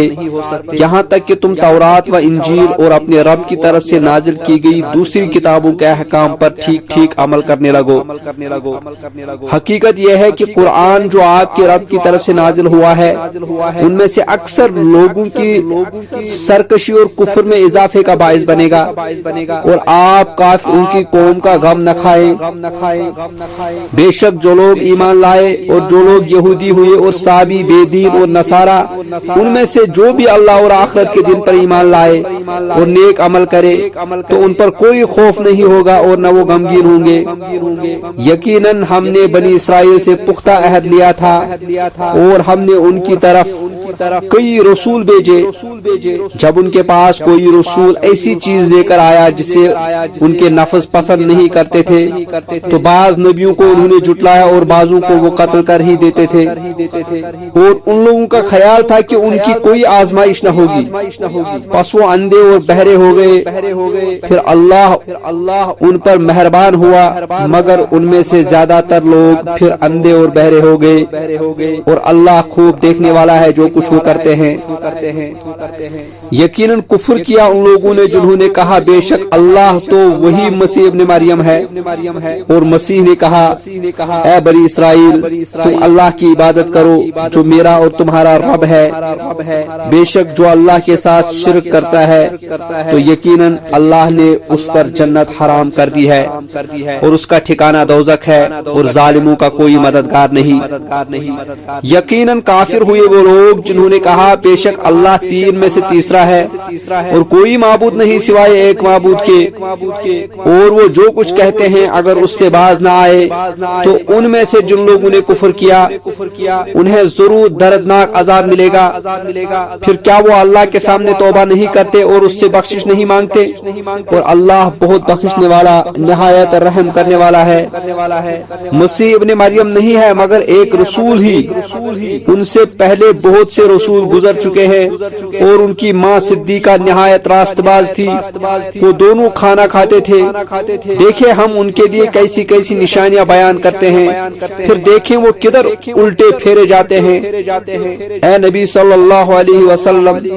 کہہ دیجئے کیا تم اللہ کو چھوڑ کر ایسی چیز کی عبادت کرتے ہو جو تمہارے لیے نقصان یا نفع کا کوئی اختیار نہیں رکھتی، اور اللہ ہی تو خوب سننے والا خوب جاننے والا ہے۔ कह दीजिए, ए अहले किताब, तुम अपने दीन में नाहक ज्यादती न करो और उन लोगों की ख्वाहिशात की पैरवी न करो जो उससे पहले गुमराह हो चुके हैं, और उन्होंने बहुत सू को गुमराह किया और वो सीधी राह से बहक गए। लुईन अल्लज़ीन कफ़रू मिन बनी इस्राईल अला लिसानि दाऊद व ईसा इब्न मरियम ज़ालिक बिमा असौ व कानू यअतदून कानू ला यतनाहौन अन मुनकरिन फ़अलूह लबिअस मा कानू यफ़अलून तरा कसीरन मिनहुम यतवल्लौन अल्लज़ीन कफ़रू लबिअस मा क़द्दमत लहुम अन्फुसुहुम अन सख़ितल्लाहु अलैहिम व फ़िल अज़ाबि हुम ख़ालिदून वलौ कानू युमिनून बिल्लाहि वन्नबिय्यि वमा उन्ज़िल इलैहि मत्तख़ज़ूहुम औलियाअ वलाकिन्न कसीरम मिनहुम फ़ासिक़ून लतजिदन्न अशद्दन्नासि अदावतन लिल्लज़ीन आमनुल यहूद वल्लज़ीन अशरकू वलतजिदन्न अक़रबहुम मवद्दतन लिल्लज़ीन आमनुल्लज़ीन क़ालू इन्ना नसारा ذلك بأن منهم قسيسين ورهبانا وأنهم لا يستكبرون وإذا سمعوا ما أنزل إلى الرسول ترى أعينهم تفيض من الدمع مما عرفوا من الحق يقولون ربنا آمنا فاكتبنا مع الشاهدين وما لنا لا نؤمن بالله وما جاءنا من الحق ونطمع أن يدخلنا ربنا مع القوم الصالحين فأصابهم الله بما قالوا جنات تجري من تحتها الأنهار خالدين فيها وذلك جزاء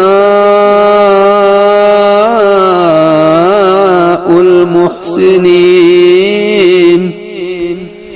والذين كفروا وكذبوا بآياتنا أولئك أصحاب الجحيم। बनी इसराइल में से जो लोग काफिर हुए उन पर दाऊद और ईसा इब्ने मरियम की जबान से लानत की गई। ये इस वजह से हुआ कि उन्होंने नाफरमानी की और वो हद से गुजर जाते थे। वो एक दूसरे को बुरे काम से मना नहीं करते थे कि उन्होंने वो खुद किया होता था। बहुत बुरा था जो वो करते थे। आप उनमें से बहुतों को देखेंगे कि वो उन लोगों से दोस्ती करते हैं जिन्होंने कुफर किया। बहुत बुरा है जो उनके नफ्सों ने उनके लिए आगे भेजा कि अल्लाह उनसे नाराज हो गया और वो हमेशा अजाब में रहने वाले हैं। और अगर ऐसा होता कि वो अल्लाह पर और उसके नबी पर ईमान ले आते और उस पर ईमान ले आते जो उसकी तरफ नाजिल किया गया तो उन काफिरों को दोस्त न बनाते, लेकिन उनमें से ज्यादातर लोग नाफरमान हैं। ऐ नबी सल्लल्लाहु अलैहि वसल्लम, यकीनन आप लोगों में अहले ईमान से अदावत रखने में सख्त तरीन यहूदियों और मुशरिकों को पाएंगे और अहले ईमान से दोस्ती रखने में करीब तरीन उन लोगों को पाएंगे जिन्होंने कहा बेशक हम नसारा हैं। इसकी वजह यह है कि बेशक उनमें से कुछ पड़े हुए इबादत करने वाले कुछ दुनिया से अलग थलग रहने वाले हैं और ये कि वो गुरूर नहीं करते। और जब वो रसूल पर नाजिल किया गया कलाम सुनते हैं तो आप देखते हैं कि उनकी आंखों से आंसू बहने लगते हैं। इसकी वजह यह है कि उन्होंने हक को पहचान लिया है। वो कहते हैं ए हमारे रब, हम ईमान ले आए, लिहाजा तू हमारे नाम हक की गवाही देने वालों के साथ लिख दे और हमारे पास क्या उज़्र है कि हम अल्लाह पर और जो हक हम तक पहुंचा है उस पर ईमान न लाएं। और हम उम्मीद रखते हैं कि हमारा रब हमें नेक लोगों के गिरोह में दाखिल करेगा। चुनांचे उन्होंने कहा उसके एवज अल्लाह उन्हें ऐसे बाग देगा जिनके नीचे नहरें बहती हैं और वो हमेशा उनमें रहेंगे और ये नेकी करने वालों की जजा है। और जिन लोगों ने कुफ्र किया और हमारी आयतों को झुटलाया वही दोज़खी हैं। या अय्युहल्लज़ीना आमनू ला तुहर्रिमुत तय्यिबात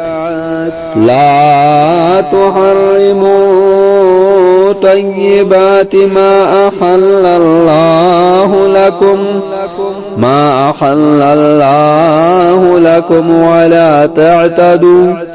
إن الله لا يحب المعتدين وكلوا مما رزقكم الله حلالا طيبا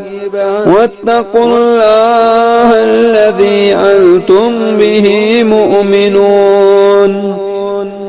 لا يؤاخذكم الله باللغو في أيمانكم ولكن يؤاخذكم بما عقدتم الإيمان فكفارته إطعام 10 مساكين من أوسط ما تطعمون أهليكم أو كسوتهم أو تحرير رقبة فمن لم يجد فصيام 3 أيام ذلك كفارة أيمانكم إذا حلفتم واحفظوا أيمانكم كذلك يبين الله لكم آياته لعلكم تشكرون يا أيها الذين آمنوا إنما الخمر والميسر والأنصاب والأزلام رجس من عمل الشيطان فاجتنبوه لعلكم تفلحون إنما يريد الشيطان أن يوقع بينكم العداوة والبغضاء في الخمر والميسر ويصدكم عن ذكر الله وعن الصلاة فهل أنتم منتهون وأطيعوا الله وأطيعوا الرسول واحذروا فإن توليتم فاعلموا أنما على رسولنا البلاغ المبين ليس على الذين آمنوا وعملوا الصالحات جناح فيما طعموا إذا ما اتقوا وآمنوا وعملوا الصالحات ثم اتقوا وآمنوا ثم اتقوا وأحسنوا والله يحب المحسنين اے لوگو جو ایمان لائے ہو، وہ پاکیزہ چیزیں حرام مت ٹھہراؤ جو اللہ نے تمہارے لیے حلال کی ہیں، اور تم حد سے نہ گزرو،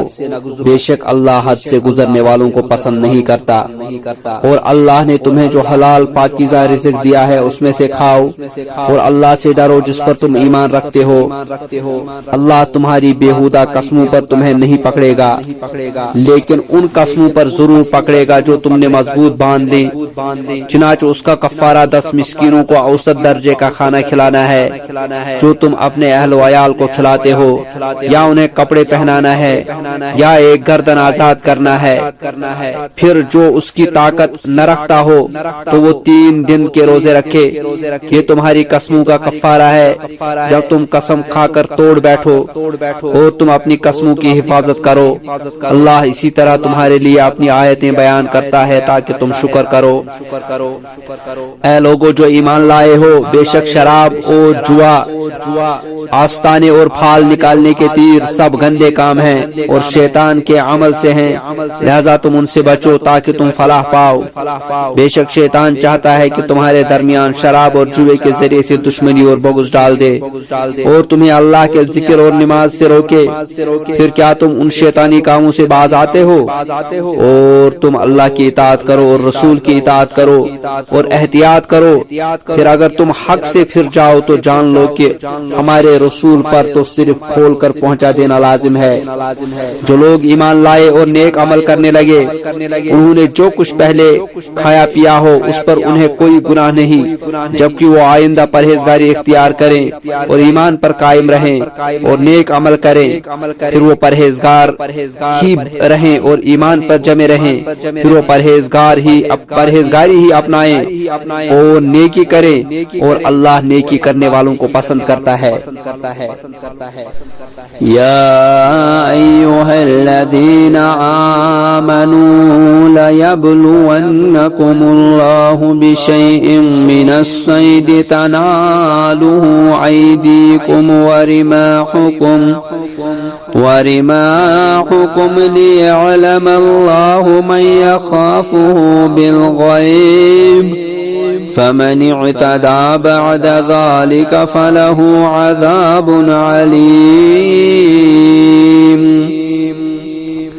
يا أيها الذين آمنوا لا تقتلوا الصيد وأنتم حرم، ومن قتله منكم متعمدا فجزاء مثل ما قتل من النعم يحكم به ذوى عدل منكم هديا بالغ الكعبة أو كفارة طعام مساكين أو عدل ذلك صياما ليذوق وبال أمره، عفى الله عما سلف ومن عاد فينتقم الله منه والله عزيز ذو انتقام۔ أحل لكم صيد البحر وطعامه متاعا لكم وللسيارة، وحرم عليكم صيد البر ما دمتم حرما، واتقوا الله الذي إليه تحشرون۔ جعل الله الكعبة البيت الحرام قياما للناس والشهر الحرام والهدي والقلائد، ذلك لتعلموا أن الله يعلم ما في السماوات وما في الأرض وأن الله بكل شيء عليم۔ اعلموا أن الله شديد العقاب وأن الله غفور رحيم۔ ما على الرسول إلا البلاغ، والله يعلم ما تبدون وما تكتمون۔ قل لا يستوي الخبيث والطيب ولو أعجبك كثرة الخبيث فاتقوا الله يا أولي الألباب لعلكم تفلحون۔ اے لوگو جو ایمان لائے ہو، اللہ ضرور تمہیں اس چیز کے شکار کے ذریعے سے آزمائے گا جس تک تمہارے ہاتھ اور نیزے پہنچ سکتے ہوں، تاکہ اللہ جان لے کون اس سے بن دیکھے ڈرتا ہے، پھر اس کے بعد جو حد سے گزر گیا اس کے لیے دردناک عذاب ہے۔ اے لوگو جو ایمان لائے ہو، جب تم احرام کی حالت میں ہو تو شکار نہ مارو، اور تم میں سے جو کوئی جان بوجھ کر اس حالت میں شکار مارے تو جو جانور اس نے مارا ہو اس کے برابر ایک جانور مویشیوں میں سے فدیہ دینا ہوگا، جس کا فیصلہ تم میں سے دو انصاف کرنے والے کریں گے۔ یہ فدیہ بطور قربانی کعبہ پہنچایا جائے گا، یا اس کا کفارہ چند مسکینوں کو کھانا کھلانا ہے، یا اس کے برابر روزے رکھنا ہے تاکہ وہ اپنے کیے کا مزہ چکھے۔ جو کچھ اس سے پہلے ہو چکا وہ اللہ نے وہ معاف کیا، اور جو کوئی دوبارہ وہی حرکت کرے تو اللہ اس سے بدلہ لے گا، اور اللہ غالب ہے، بدلہ لینے والا ہے۔ تمہارے لیے سمندر کا شکار اور اس کا کھانا حلال کیا گیا ہے، یہ تمہارے اور مسافروں کے فائدے کے لیے ہے،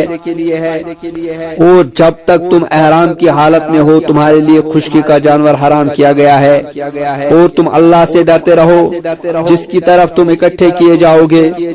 کعبہ جو حرمت والا گھر ہے، اللہ نے اسے لوگوں کے قیام کا ذریعہ بنایا ہے،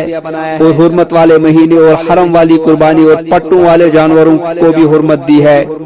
یہ اس لیے کہ تم جان لو بے شک اللہ جانتا ہے جو کچھ آسمانوں میں ہے اور جو کچھ زمین میں ہے، اور یہ کہ اللہ ہر چیز کو خوب جاننے والا ہے۔ جان لو بے شک اللہ سخت سزا دینے والا ہے، اور بے شک اللہ بہت بخشنے والا نہایت رحم کرنے والا ہے۔ رسول کے ذمے اللہ کا پیغام پہنچا دینے کے سوا کچھ نہیں، اور اللہ جانتا ہے جو تم ظاہر کرتے ہو جو تم چھپاتے ہو۔ اے نبی صلی اللہ علیہ وسلم کہہ دیجئے پاک اور ناپاک برابر نہیں ہو سکتے، اگرچہ ناپاک کی کثرت آپ کو حیرانی میں ڈال دے،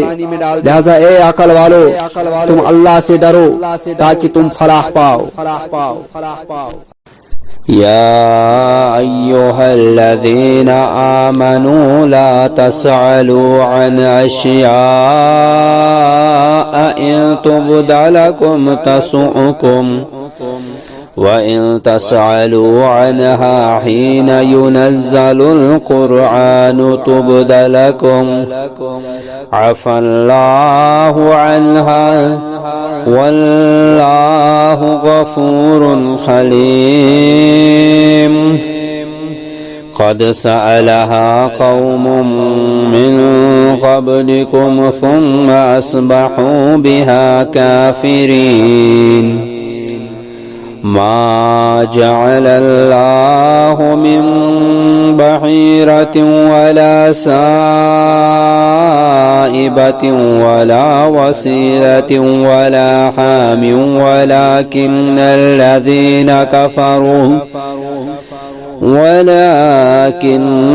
الذين كفروا يفترون على الله الكذب وأكثرهم لا يعقلون۔ وإذا قيل لهم تعالوا إلى ما أنزل الله وإلى الرسول قالوا حسبنا ما وجدنا عليه آباءنا أولو كان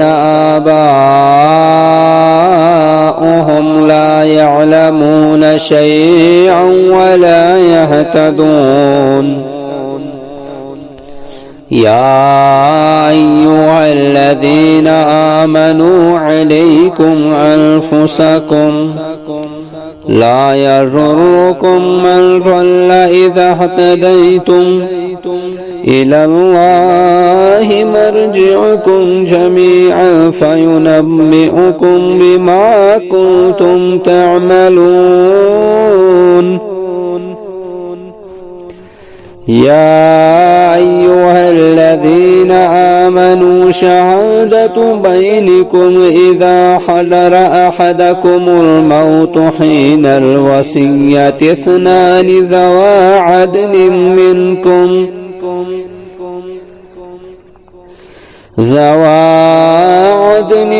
منكم أو آخران من غيركم إن أنتم ضربتم في الأرض فأصابتكم مصيبة الموت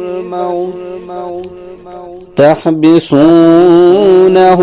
من بعد الصلاة فيقسمان بالله إن ارتبتم لا نشتري به ثمنا ولو كان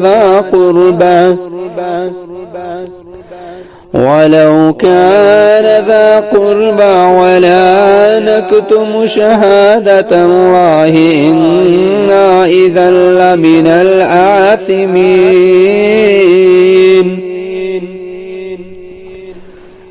فإن عرث على أنهما استحقا إثما فآخران يقومان مقامهما من الذين استحق عليهم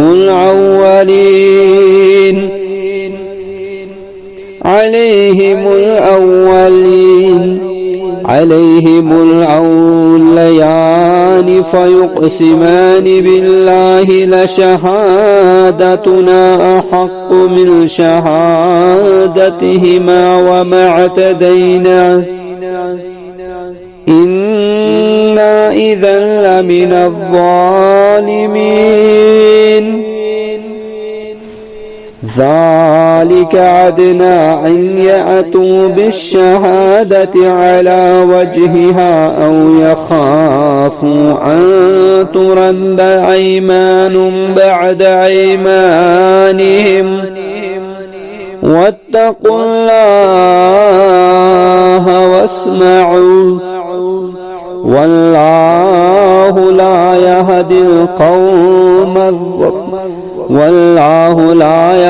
القوم الفاسقين.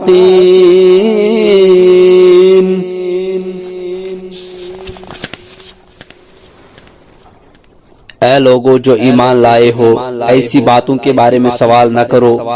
کہ اگر وہ تم پر ظاہر کر دی جائے تو تمہیں بری لگے، اور اگر تم ان کے متعلق سوال کرو گے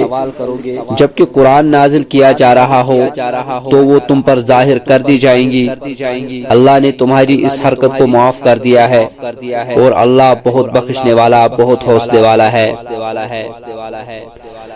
ان کے بارے میں تم سے پہلے بھی ایک قوم نے سوال کیا تھا،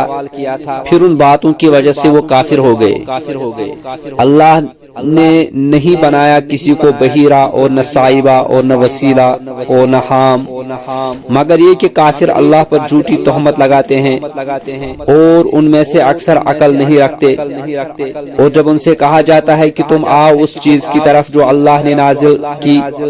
اور آؤ رسول کی طرف، تو وہ کہتے ہیں ہمیں وہ کافی ہے جس پر ہم نے اپنے باپ دادا کو پایا۔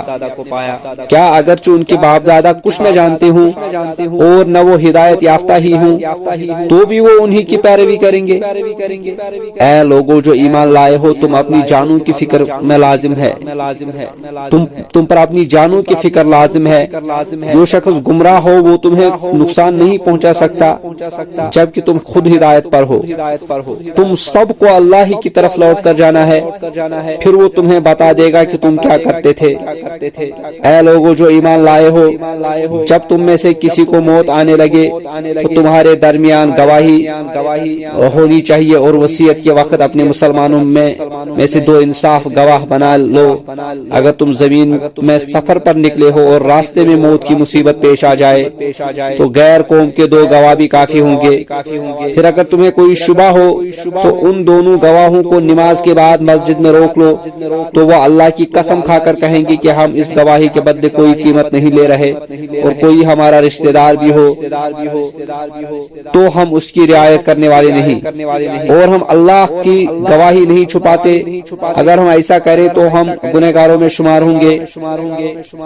फिर अगर पता चल जाए कि बेशक इन दोनों ने गुनाह का इर्तिकाब किया है, तो उन दोनों की जगह दो और गवाह उन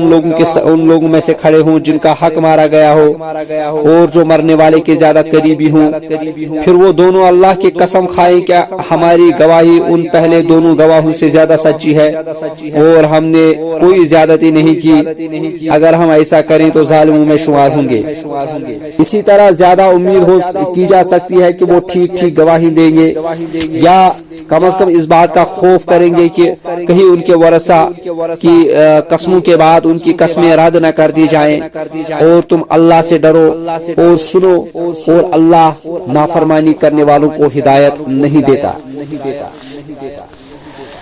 यौम यजमउल्लाहु अर्रुसुल फयक़ूलु माज़ा अजिबतुम क़ालू ला इल्म लना इन्नका अंता अल्लामुल गुयूब।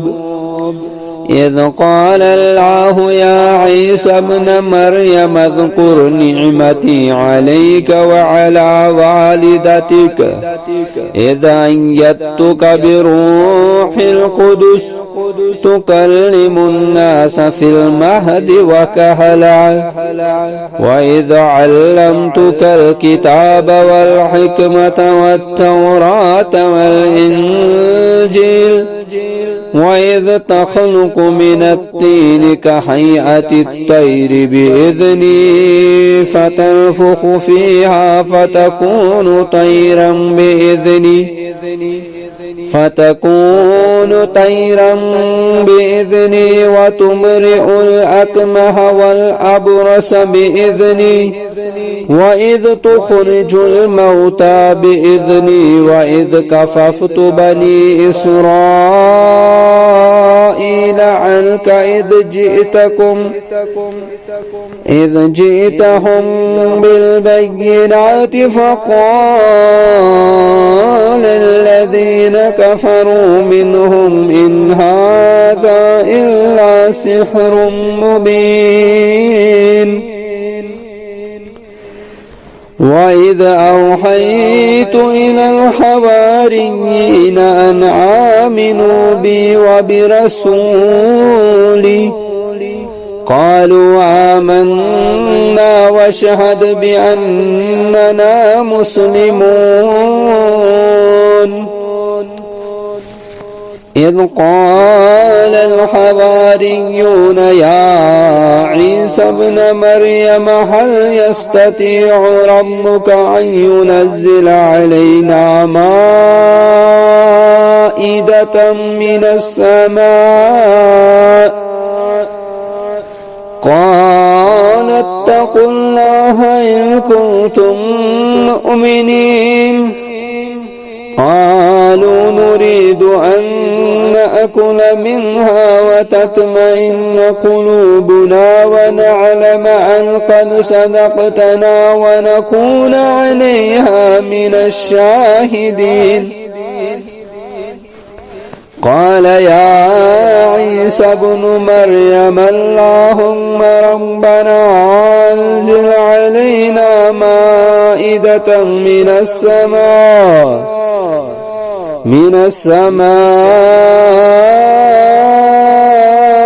تكون لنا عيدا لأولنا وآخرنا وآية منك وارزقنا وأنت خير الرازقين قال الله إني منزلها عليكم فمن يكفر بعد منكم فإني أعذبه عذابا لا أعذبه أحدا من العالمين اس دن کا خیال کرو جب اللہ رسولوں کو جمع کرے گا، پھر ان سے کہے گا کہ تمہیں کیا جواب دیا گیا تھا، تو وہ کہیں گے ہمیں کوئی علم نہیں، بے شک تو ہی غیب کی باتوں کو جاننے والا ہے۔ جب اللہ کہے گا اے عیسیٰ ابن مریم تو خود پر اور اپنی ماں پر میری نعمت یاد کر، جب میں نے تجھے روح القدس کے ساتھ قوت دی، تو ماں کی گود میں اور پختہ عمر میں لوگوں سے کلام کرتا تھا، اور جب میں نے تجھے کتاب اور حکمت اور تورات اور انجیل کی تعلیم دی، اور جب تو میرے حکم سے گارے سے پرندے کی صورت بناتا تھا، پھر تو اس میں پھونک مارتا تھا تو وہ میرے حکم سے پرندہ بن جاتا تھا، اور تو پیدائشی اندھے کو اور پھل بحری والے کو میرے حکم سے تندرست کرتا تھا، اور جب تو مردوں کو میرے حکم سے زندہ نکالتا تھا، اور جب میں نے تجھے بنی اسرائیل سے بچایا، جب تو ان کے پاس واضح نشانیوں کے ساتھ آیا تھا، تب ان لوگوں میں سے جنہوں نے کفر کیا انہوں نے کہا یہ تو کھلے جادو کے سوا کچھ نہیں، اور جب میں نے حواریوں کو الہام کیا کہ تم مجھ پر اور میرے رسول پر ایمان لاؤ، تب انہوں نے کہا ہم ایمان لائے ہیں، اور تو بے شک گواہ رہ کہ بے شک ہم فرمانبردار ہیں۔ اور جب حواریوں نے کہا اے عیسیٰ ابن مریم کیا تیرا رب یہ طاقت رکھتا ہے کہ ہم پر آسمان سے ایک دسترخوان نازل کرے؟ انہوں نے جواب دیا تم اللہ سے ڈرو اگر تم مومن ہو۔ وہ بولے ہم یہ چاہتے ہیں کہ ہم اس میں سے کھائیں اور ہمارے دلوں کو تسلی ہو جائے، اور ہم یہ جان لے کہ تو نے ہم سے سچ کہا ہے، اور ہم اس پر گواہی دینے والوں میں سے ہو جائیں۔ عیسیٰ ابن مریم نے کہا اے اللہ، اے ہمارے رب، ہم پر آسمان سے دسترخوان نازل فرما کہ وہ ہمارے پہلوں اور ہمارے بعد والوں کے لیے عید یعنی خوشی کا موقع بن جائے، اور وہ تیری طرف سے خاص نشانی ہو، اور تو ہمیں رزق دے، اور تو بہترین رزق دینے والا ہے۔ اللہ نے فرمایا بے شک میں وہ دسترخوان تم پر نازل کروں گا، پھر اس کے بعد تم میں سے جو شخص اس کا کفر کرے گا تو میں ضرور اسے ایسا عذاب دوں گا کہ ویسا عذاب دنیا بھر میں کسی اور کو نہیں دوں گا۔ وَإِذْ قَالَ اللَّهُ يَا عِيسَى ابْنَ مَرْيَمَ أَأَنْتَ قُلْتَ لِلنَّاسِ اتَّخِذُونِي وَأُمِّيَ إِلَٰهَيْنِ مِن دُونِ اللَّهِ قَالَ سُبْحَانَكَ مَا يَكُونُ لِي أَنْ أَقُولَ مَا لَيْسَ لِي بِحَقٍّ إِن كُنتُ قُلْتُهُ فَقَدْ عَلِمْتَهُ تَعْلَمُ مَا فِي نَفْسِي وَلَا أَعْلَمُ مَا فِي نَفْسِكَ إِنَّكَ أَنْتَ عَلَّامُ الْغُيُوبِ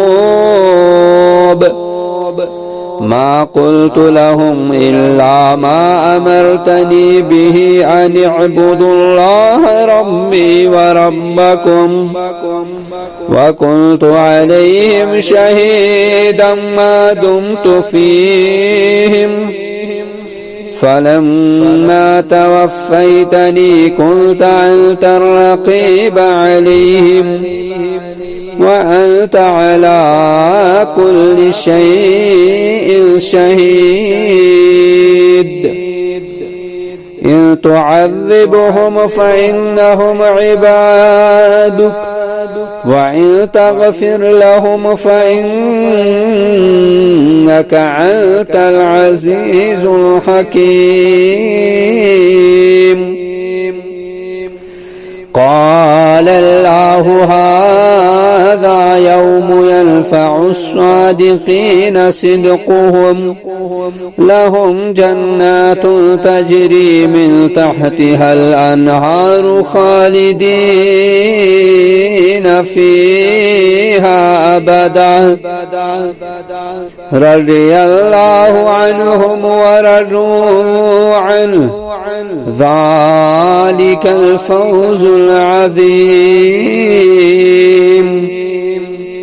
لله ملك السماوات والأرض وما فيهن وهو على كل شيء قدير اور جب اللہ کہے گا اے عیسیٰ ابن مریم کیا تو نے لوگوں سے کہا تھا کہ مجھے اور میری ماں کو اللہ کے سوا دو معبود بنا لو، تو وہ کہیں گے تو پاک ہے، میرے لیے جائز نہیں کہ میں وہ بات کہوں جس کا مجھے حق نہیں۔ اگر میں نے یہ بات کہی ہو تو یقیناً تو اسے جانتا ہے اور تو اسے بھی جانتا ہے جو کچھ میرے دل میں ہے، اور میں اسے نہیں جانتا جو کچھ تیرے نفس میں ہے۔ بے شک تو ہی سب سے بڑھ کر غیب جاننے والا ہے۔ میں نے ان سے کچھ نہیں کہا تھا سوائے اس کے جس کا تو نے مجھے حکم دیا تھا، یہ کہ تم اللہ کی عبادت کرو جو میرا اور تمہارا رب ہے، اور میں ان پر نگران تھا جب تک میں ان میں رہا، پھر جب تو نے مجھے اٹھا لیا تو ہی ان کا نگران تھا، اور تو ہر چیز پر نگران ہے۔ اگر تو انہیں عذاب دے تو بے شک وہ تیرے بندے ہیں، اور اگر تو انہیں بخش دے تو بے شک تو ہی غالب ہے، بڑی حکمت والا ہے۔ اللہ فرمائے گا یہ ایسا دن ہے کہ سچوں کو ان کا سچ نفع دے گا، ان کے لیے ایسے باغ ہیں جن کے نیچے نہریں بہتی ہیں، وہ ان میں ہمیشہ رہیں گے۔ اللہ ان سے راضی ہوا اور وہ اس سے راضی ہوئے، یہی بہت بڑی کامیابی ہے۔ آسمانوں اور زمین کی اور جو کچھ ان کے درمیان ہے اس کی بادشاہی اللہ ہی کے لیے ہے، اور وہ ہر چیز پر خوب قادر ہے۔